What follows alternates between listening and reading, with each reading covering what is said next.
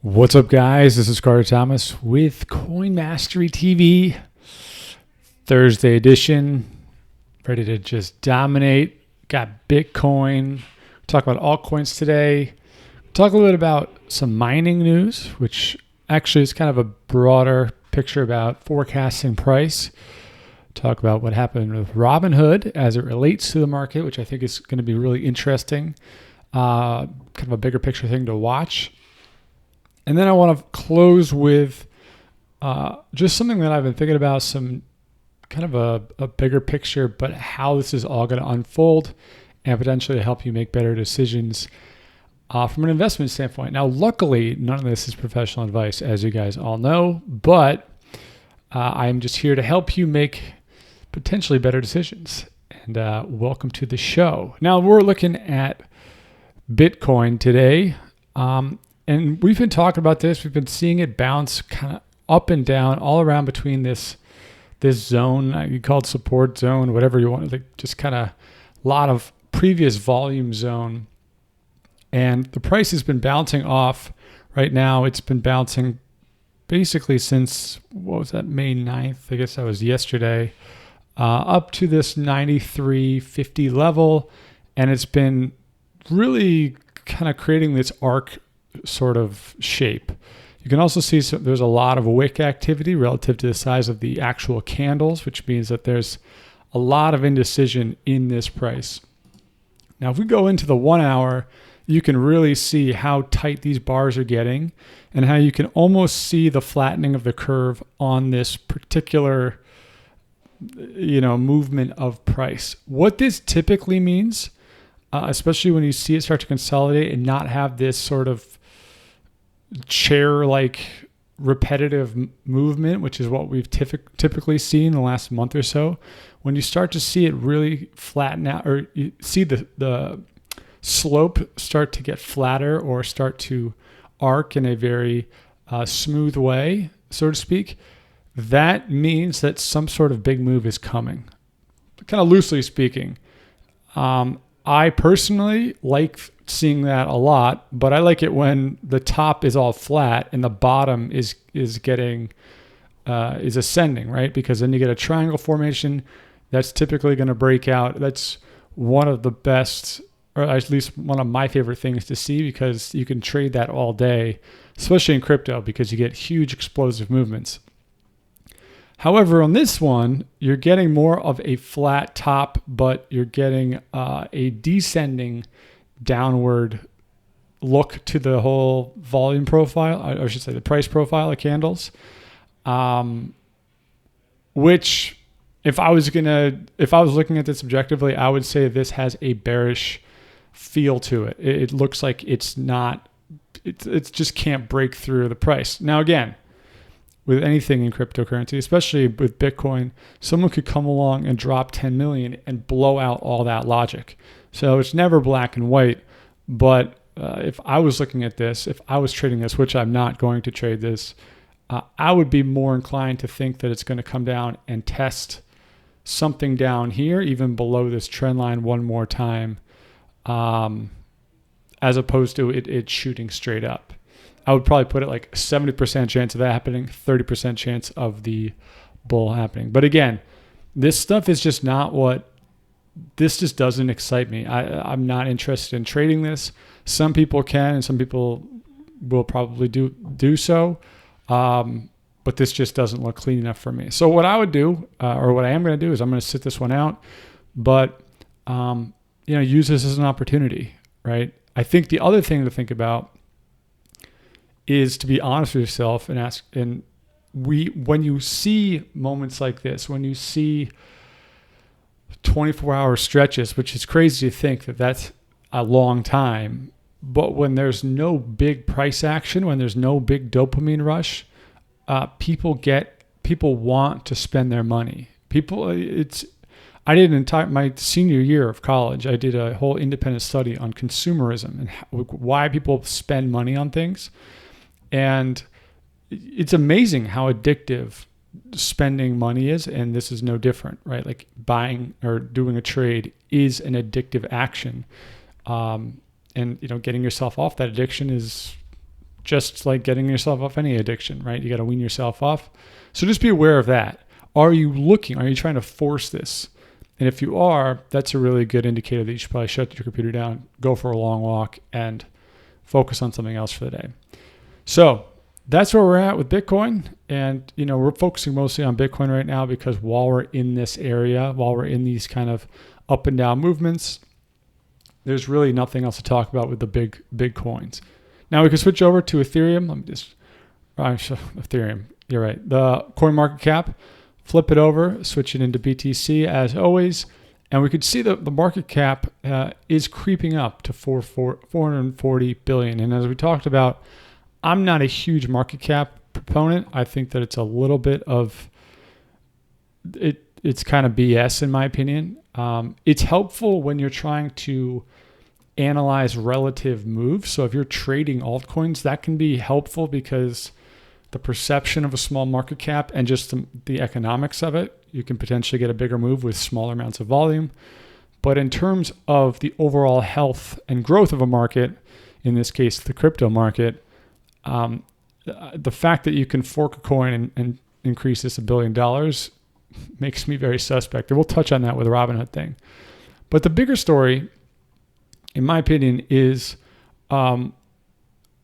the profile of what we're seeing. And I would encourage anybody to go back. If you've never done this, you can go up to tools and go to historical snapshots, and you can go back and see what the charts were, 6 months ago or a year ago or 5 years ago or maybe 3 years ago, I should say, or even a week ago. And if you go through and you can start to see what the charts looked like during periods of, when Bitcoin was way down or when Bitcoin was way up, and you can start to see patterns. And one of the patterns you're going to see is that when things are quote unquote boring in the markets, is that you start to see these certain coins getting disproportionate spikes. And we talked about Zilliq yesterday. ZRX is getting it. Where there's a handful more. Tentacoin, right? It's been going crazy. Kyber, and there's some hard facts to justify it. For some get listed on exchanges like Bitfinex. Others have a very compelling story. ZRX, a lot of people think it's going to get listed on Coinbase, especially going into next week. And then other ones they get pumped because there's a demand for dopamine in the market right now. There's a demand for getting out of the boredom. And that's why you don't see all the altcoins moving together. You just see these spikes. And this is when you got to be really careful not to chase, because this is when it gets most enticing to chase. And so what I would do is really wait for the big trends to happen, wait for the big moves to happen, and ride those waves as best you can, and not try to hit these one-offs. That's just, in my opinion, that's a fool's errand. That's a very, very difficult game to win unless you control the game. So keep that in mind as the altcoin market does what it does. You don't want to try to do the whack-a-mole thing. Wait until everything is moving at the same time, and that's when you can get aggressive about altcoins and doing your setups and all that sort of stuff. I thought this was interesting. I've never done mining. I don't think about mining that much. I've learned a lot about it because I do think it's very important to know it. But there's a study or a report that came out by Fundstrat, which Tom Lee and the Fundstrat team, very crypto focused, and also they put out a lot of research and data that I think is great stuff. It's very good marketing material, right? It's great for CNBC to get this kind of stuff because it's great headlines, right? And that in itself is a whole discipline of how this market can be grown, is the copywriting side of it, the ability to create clickbaity research in the right way. And that's why I think people like Fundstrat are doing the right thing, in that they know how to package data that is easily sellable, if that makes sense. I don't mean that in like a taking anything away from what they're doing. I'm just saying that you see a lot of people that have great information, and one person knows how to market it, one person doesn't. And typically you want to put your horse behind, or your money behind the people that know how to market it. And these guys are doing a good job. The meat of this is that the way that the economics work with Bitcoin, obviously there's 21 million of them, or probably closer to 19 million because of Satoshi's million coins, and then 1 million or so have been lost and hacked and whatever else. So let's say it's closer to 19 is the actual supply that really exists. And then through that, they did an analysis that showed that as the supply decreases, or the unmined coins, let's say there's 4 million left or something like that, it obviously becomes harder and more expensive to mine all those coins. And then you bake in the timeline, the amount of new miners, the competition, the speed of the GPUs or the mining equipment that comes out. You put all of these factors together, and their report is talking about how this puts the price of Bitcoin, I think around 36,000 by the end of 2019, by the end of next year. And there's a lot to be said for this, because often the floor of Bitcoin's price is right where the profitability exists. So when you look back at the 6,000 level in February, and you look at the 6,600-ish, 6,500, those are all very close to, if it went below that, it no longer becomes profitable to mine Bitcoin. And so there's a lot of historical evidence to show that the miners have a lot to do with where the price floor is, right? And there's a lot of incentives for that to stay profitable. And so if that happens, and then you get into the Bitcoin halving, which I believe is in June of 2020, things start to get really interesting. This is why I personally I would say I'm more bullish on Bitcoin than probably any other coin long term. Monero is up there, but I think that because of this model, because it is an inefficient, slow, scarce resource, the supply curve is basically fixed. Mostly, I mean, it can't expand, we'll put it that way. That to me makes it very compelling, on top of being the leading horse in the race. So I think that stuff like this is super helpful because it helps you determine your long-term investment thesis. I think a lot, if you're looking at your portfolio and thinking, all right, well, what am I playing long-term? The more you can run these kind of analysis, or the more information like this that's based on math and not based on potential earnings or potential utility in the future, the better. Math is king when it comes to risk mitigation and also creating superior returns in the long term. You don't want to bank on anything other than math.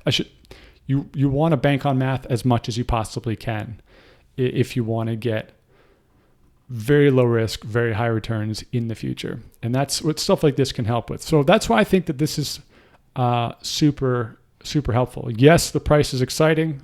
We all love it. But I think it also helps you put more stuff into your bullpen, right?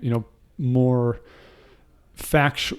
You can create a thesis that's more ironclad, both for yourself and when you're talking to people. And I always come back to that. When you're having a discussion with whoever over at a barbecue or a couple beers or whatever, that's it. It helps. It helps to have these kind of these kind of facts. Now let's talk about Robinhood, which many of you guys know. It's a brokerage. Traditionally, it was a stock brokerage, and now they do crypto. They came out with that. They're rolling it out in a handful of states. I don't know how many they're up to now, and they're just growing and growing. And I think they're based out of New York City, but they've been out here a bunch and all that sort of stuff. Their whole thing is it's no fee, and they can justify no fees because they don't have offices. The whole thing is online. And they make their money on like margin lending and loans and stuff like that. They just raised $363 million and puts their valuation at $5.6 billion. All right, that's a big deal, right? To get $1 billion valuation out here, it makes you a unicorn. There's not a lot of companies that have unicorn status or that get to that level and are actually profitable or like have sustainable business models, so to speak. I mean, I don't know the exact number, but it's a very small percentage of companies that actually get that big. So for them to get to 5.6 billion is a very, very big deal. The other reason this is a really big deal is that Robinhood, if you've never seen their marketing materials, they basically built their entire company to cater to a younger generation, you call them millennials or Gen Z. I don't really know what the correct terminology is, but anyone really from the age of 18 to call it 35. Right now, mostly in the US, but this will expand internationally, I'm sure. Their advertising is so on point for that demographic and for people in crypto. And the reason why I think that that's really, really important is because that's never really been done before in a very effective way. The financial industry has never done advertising extremely well to a younger demographic. A lot of it was done because that's just how it's always been. So let's look at the 1980s, like early 80s was kind of when the big financial services boom happened. Like 1982 is really when it started. And that's when you see a lot of these companies start to create synthetic products. They created things like pensions, all sorts of stuff that people could then invest into. And they sold it to, your average person. And this was, to a certain extent, international. This is really kind of how it happened in America. I just don't know history in other countries as well. They sold to people, but it was more like hey, this is just what you do, right? Hey, you got to get a 401k. This is the smart thing, especially with their parents that saved a lot of money. This is the best way to do it. Oh, and by the way, we can get you superior yield on your investments because we've got these hot new things that are called ETFs or whatever, right? Like we all know that led to the biggest bull run, 30-year bull run ever, right? It's still continuing in many ways. But that has changed, right? The whole demographics has changed in terms of how things are going to be invested in. And the reason why this all ties to the crypto and to all of us is that Robinhood understands that. And they understand that there's a very large population of people internationally that knows that they need to potentially invest in something or they want to invest in something, but there's nothing to invest in. If you look at all the asset classes, so in this case, you're looking at the S&P 500, and for a little while there, still looks like there's a chance that it could have broken that trend line, but it's having a really good bounce. And when you look at a lot of technical analysis, this is starting to look bullish again. And the idea that this could go up to 28,000, not the S&P 500, but the Dow Jones or whatever.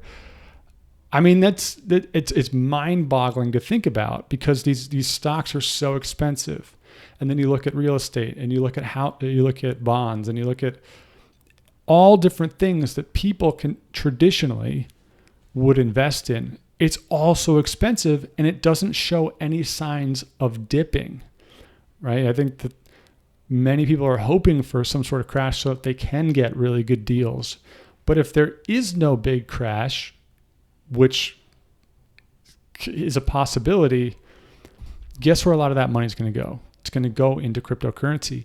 And the best way for that to happen, one, macro forces, right? The economy does what it does. But two, is you need to have these on-ramps that are appealing to the younger generation.